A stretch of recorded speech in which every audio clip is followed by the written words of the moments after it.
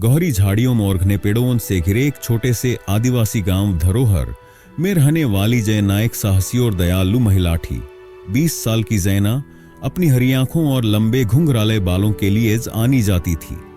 उसका कद 5 feet 4 inch था और उसकी त्वचा पर हल्की मिट्टी जैसी चमकन। जैना की पहचान उसकी छोटी सी नाक में पहना गया चांदी का लौंग और उसकी बांसुरी थी, जिसे वह अपने दिवंगत पिता से विरासत में मिली थी। गांव में जैना की भूमिका एक आयुर्वेदिक जड़ी बूटी विशेषज्ञ की थी। जंगल में रहने वाले लोग अक्सर उसकी मदद लेते थे, लेकिन इस बार कहानी सिर्फ उसकी जड़ी बूटियों की नहीं बल्कि एक अनसुलझे रहस्य की थी। एक रात जब जैना अपनी झोपड़ी के पास बैठी चंद्रमा को निहार रही थी, उसे जंगल के अंदर से किसी के रोने की आवाज सुनाई दी। आवाज इतनी दर्दनाक थी कि वह खुद को रोक नहीं पा। हाथ में जलती हुई मशाल और बांसुरी लेकर वह जंगल की ओर चल पड़ी। जंगल में गहराई तक जाने पर उसे महसूस हुआ कि आवाज जैसे पास आती जा रही है, लेकिन जब उसने चारों ओर देखा वहां कोई नहीं था। अचानक उसकी बांसुरी से एक मधुर धुन स्वतः ही निकलने लगी। जैना घबरा गई। यह कैसे हो सकता था? बांसुरी तो उसके हाथ में थी, लेकिन धुन बज रही थी। जैना ने धुन की दिशा में चलते हुए एक पुरानी गुफा देखी।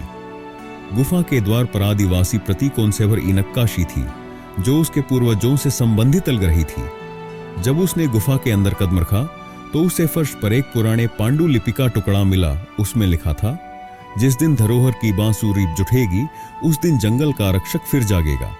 जैना को समझ नहीं आया कि इसका क्या मतलब है। तभी गुफा के अंदर से एक बूढ़ी आदिवासी महिला प्रकट हुई। उसने जैना को चेतावनी दी, तूने जो बांसुरी बजाई है वह जंगल के रक्षक को जाने के लिए है, लेकिन अगर वह रक्षक गुस्से में जागा तो पूरे गांव पर संकट आ जाएगा।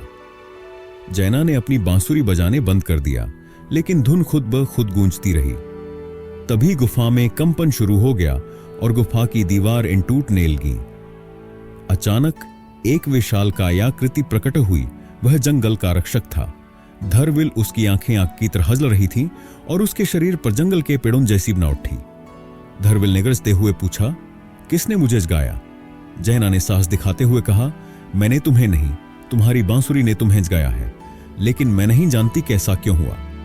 धरविल कुछ पल शांत रहा, फिर बोला, जंगल खतरे में है। कोई बाहरी लोग इसे नष्ट करना चाहते हैं। अगर मैं नहीं जागता तो यह जंगल खत्म हो जाता। जैना और धरविल ने मिलकर जंगल में प्रवेश करने वाले उन बाहरी लोगों को रोका, जो जंगल की लकड़ियां और जड़ी बूटियां चुराने आए थे। लेकिन इस संघर्ष में ध्रुव इल को अपनी पूरी शक्ति लगानी पड़ी। उसने आखिरी बार जैना को देखा और कहा, जंगल अब सुरक्षित है, लेकिन अब मेरा समय खत्म हो गया। जैना, अब तुम इस जंगल की संरक्षक हो। धरविल धीरे धीरे मिट्टी में बदल गया और जमीन में समा गया। जैना की आंखों से आंसू बहने लगे, लेकिन उसने धरविल से वादा किया कि वह हमेशा जंगल की रक्षा करेगी। उस दिन के बाद जैना ने अपनी बांसुरी को अपनी ताकत और जिम्मेदारी का प्रतीक मान लिया। गांव वालों ने उसे सम्मान दिया और उसे जंगल की संरक्षक के रूप में स्वीकार कर लिया। लेकिन हर रात जब वह बांसुरी बजाती तो उसे धरविल की गरजती आवाज सुनाई देती, जो उसे उसकी जिम्मेदारी याद दिलाती थी। अगर आपको ये कहानी अच्छी लगी हो तो हमारे चैनल को जरूर लाइक और सब्सक्राइब करें। जय हिंद।